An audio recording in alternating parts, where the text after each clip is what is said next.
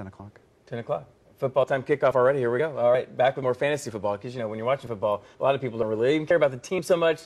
They want to know about their fantasy football team more than the actual team they're watching. Jeff Corucinni, our fantasy football expert, is back with us. Thanks for being here. Week 8. Week 8. Can you believe it? That's right. And now we're going to start talking about running backs that can help you win in the playoffs. And the playoffs are week 14 through 16 in the NFL. How does that work? Oh, okay. For the fantasy football, 14 and 16 are playoffs. Those are the playoff weeks. So what you're doing now is you want to focus on winning now and preparing yourself to get some good running backs for those weeks that are going to help you win. So we're going to talk about, we've got a bunch of them to talk about this week. And we're going to start off with Green Bay. All right, Green Bay Packers. They've been doing like a running back by committee.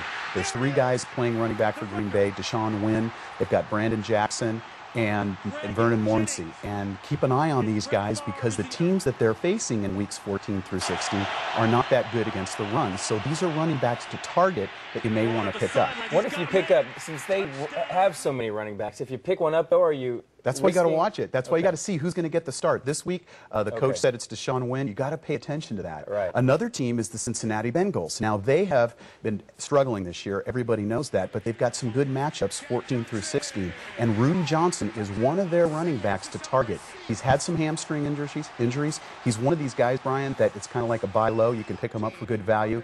Once he gets through the injury, he's going to probably be a solid play weeks 14 through 16. And a lot of what you're saying, and you've always said, it's the matchups. Not necessarily, you may not think he's the best running back in the world, but he's facing a team he might do some damage against. Now that we have 7 weeks of data, that's how we came to some of these matchups. You start looking at who's good against the run and who's not. Buffalo Bills? Buffalo Bills. We got Marshawn Lynch, solid running back. They've got a favorable schedule, weeks 14 through 16. He's a rookie. The only challenge there is he may hit a wall. A lot of rookie running backs come into the NFL. They're not used to that, but we think that he's a real good play to think about picking up. And then the final team is the Houston Texans. And they've got 2 running backs, Ron Dane and Amon Green, both veterans. Again, we don't know who's going to end up really being the solid starter. It looks like Amon Green, but Ron Dane is a great pickup weeks 14 through 16 as well. Well, these running backs, you can't keep up with the names of the new people anymore. Well, you can, but it's hard for me to.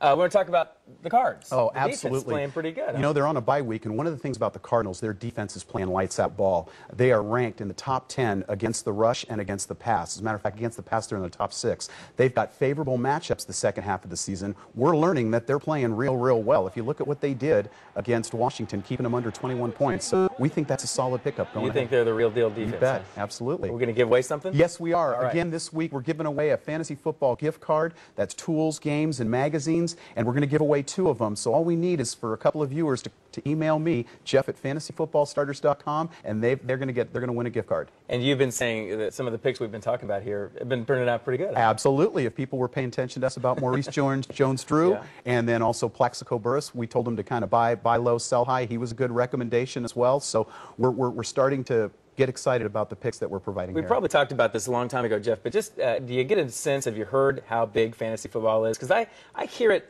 at parties sometimes or just out on the streets, some people just talking about the game, but they'll instantly jump into who you got. You got Tom Brady, you got this guy, that guy. Hey, do you know how big it is? Does anybody know? Oh, there's 20 million people playing fantasy football, fantasy sports in general, and it's continuing to grow. And that's the whole thing, Brian, is it's about football IQ. This is where guys can talk trash, and women as well, and go head-to-head against some of their former college alumni and friends. Good way to keep in touch. That's true. It's a good way to keep the friends close. And I've been extremely impressed with the women callers, and they're just getting in there as much as any guy. You bet they are, absolutely. I'm getting beat by them all the time.